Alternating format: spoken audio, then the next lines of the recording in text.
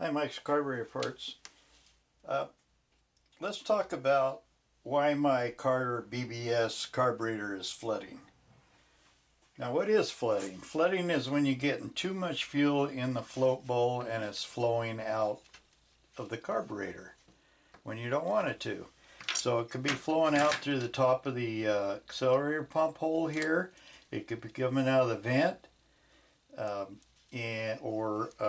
The other place to look for is at your throttle shaft. Here it might be leaking, and here it might be leaking. What that means is that gas is running down the carburetor throat and runs down and hits the throttle plate here, and then runs out the shaft. Those shafts can't be completely tight, or your throttle wouldn't move. So that's a possibility. So let's talk about now what can cause it. One of the top reasons is the needle and seat. Needle and seat can get dirt in it. People tend to adjust their float level and put pressure on that needle, and most of them have a Viton tip, little rubber Viton tip at the end of the needle tip, and if you're putting pressure on that, it will damage it and cause flooding.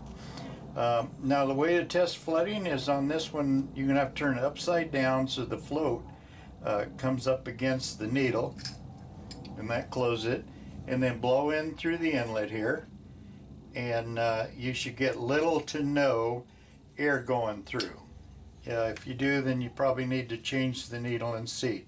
Now on a new needle and seat, wipe the Viton tip. Now this particular one doesn't have a Viton tip, most do.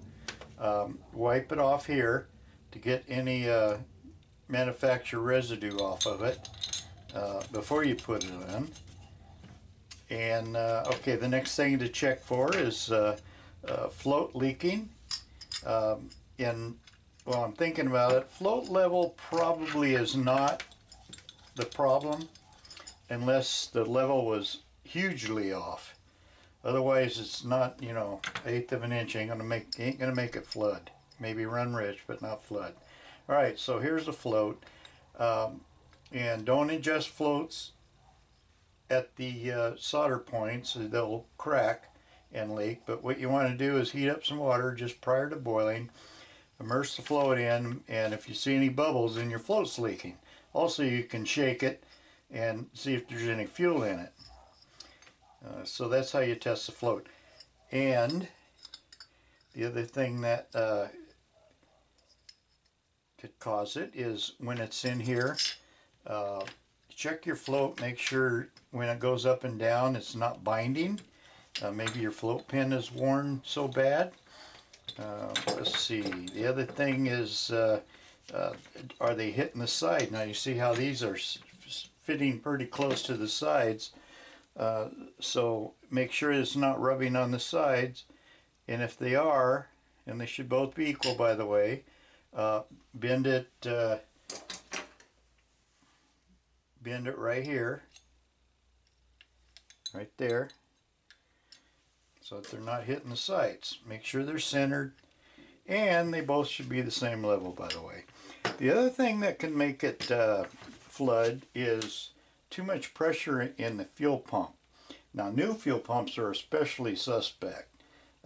Most of them are made in China, and they don't seem to know what specifications are. So a new fuel pump could have way too much pressure.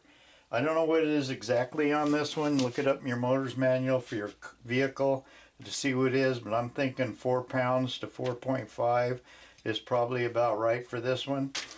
So test your fuel pump, especially if it's new, and see if it's putting up too much pressure. If it is, it's just going to hold that needle open and push fuel through.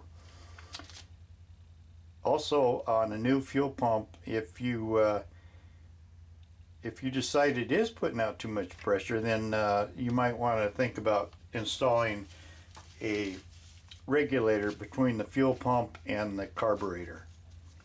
Okay, so that's some of the things that can make it flood. Probably things like your jet is not going to make it flood. jet that's too big, you know, might make it run rich. But anyhow, that should give you some ideas on things to look for. All right. Thank you for watching our videos.